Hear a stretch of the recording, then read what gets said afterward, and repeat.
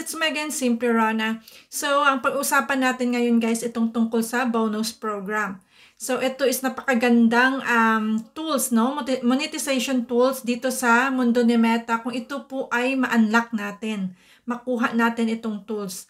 Kasi as in malaki yung tulong ito sa atin, no? Pagdating sa earnings at yung benefits. Kaya kailangan natin talaga magiging consistent sa pag-upload ng ating mga content dito sa ating mga account. Ito po ay mga ilang countries pa lang ang nagkaroon nito, no? Kasi it's part of testing pa lang to. Pero ito po ay ongoing na rin, no? Na yun nga is hindi ko sure kung nagka-available na to sa Pilipinas kasi nung pagkakaalam ko hindi pa to available sa Pilipinas, pero hindi ko sure kung ngayon is may mga content creator na nagkaroon na nitong bonus, no?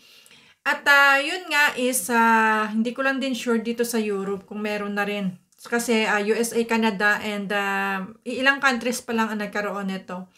So, bakit kailangan natin na magkaroon nitong bonus program, guys? Kasi ito talaga is malaking tulong ito para sa atin, no? Sa ating earnings. Kasi ito yun siya, guys. Bonus payouts will be based on the amount of reach, reactions, shares, and comments on eligible Facebook posts. Diba? Reach is defined as the number of people who saw your post at least once. And it has the most impact on earnings from the program. Diba? Kung dati po ay binabayaran tayo sa mga, like kunya, sa Reels, ito po ay based sa per views ng advertisement na lumalabas sa ating mga video. Pero dito, pag nagkaroon tayo ng bonus, ito po ay pwede tayong maka-earn sa mga pinopost natin through reach, no? Through views. Kung ilang views ang nare-reach ng ating mga pinopost dito sa ating account or sa ating timeline.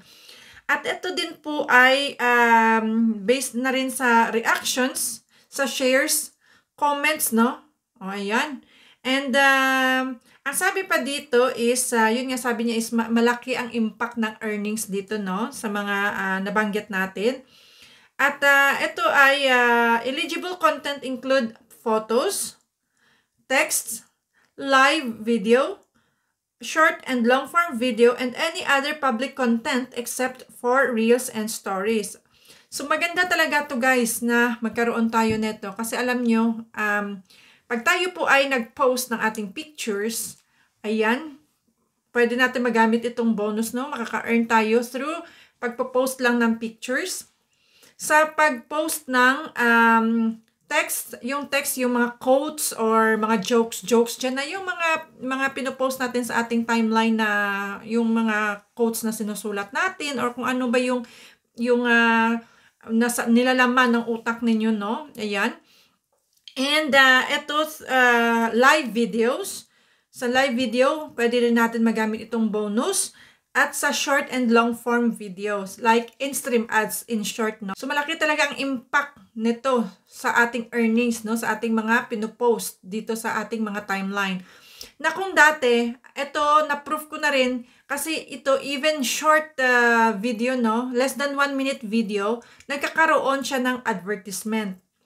Ito is na-proof ko na at maraming mga follower natin dito ang nag-proof na merong advertisement na kung dati ay pag tayo po ay nag-upload ng video dito sa ating in-stream ads, dapat kailangan at least 1 minute and up, no? Longer video po siya para magkaroon siya ng advertisement. Pero ako ay na-proof ko na ito yung nag-post ako ng 36 seconds video lang at nagkaroon po ito ng advertisement.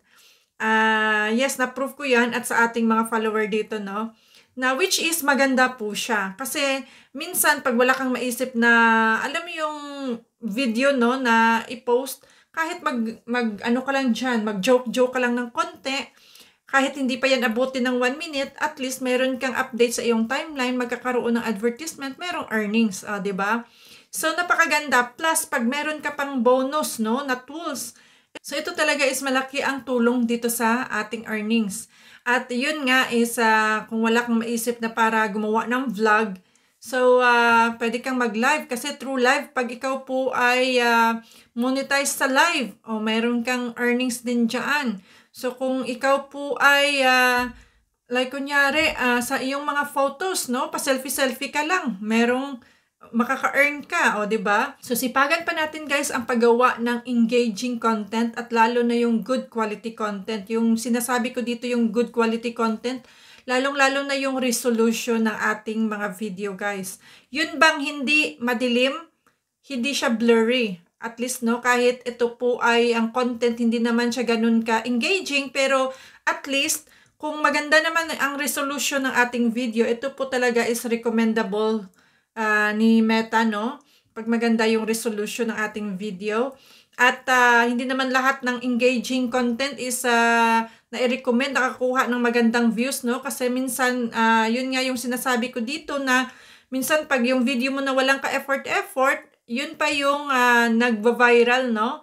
Yun bang video mo na panay ang edit mo at pinagandahan mo para magiging engaging siya, yun pa yung tipo na kukurampot yung views. Kaya, yun nga yung sinasabi kong pagre-reels or paggawa ng content, parang lottery lang po yun siya. Kaya, ang mas maganda dito is kahit yung content natin, napakasimple lang, basta ang importante dito, yung resolution ng video natin maganda, malinaw, at hindi shaky, hindi blurry, yung ganong klase na video para ito po ay mapansin tayo at pag ito po ay available na sa ating country, malay natin, mauna tayo na makakuha nitong itong bonus program, no, or bonus monetization tools, 'di ba?